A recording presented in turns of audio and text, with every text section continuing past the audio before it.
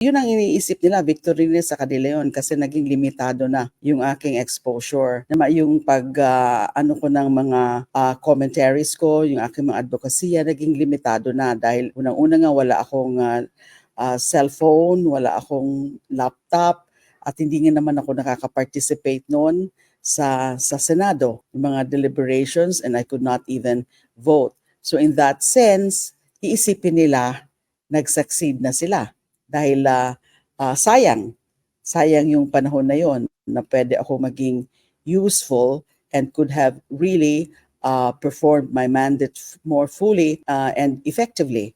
Pero sa isang banda naman, yung pinaka target naman talaga nila is yung gibain ako. Pinaka-target nila is patahimikin ako. Sa usapin na yan, malinaw na hindi sila nagtagumpay. Kasi hindi pa rin nila ako napatahimik, hindi nila ako pwedeng basta-basta na lang gibain o pahinain ang loob. So in that sense, they have not succeeded at all. They failed because I didn't want them to succeed. Okay. I cannot, and I could not, and I cannot allow them to succeed.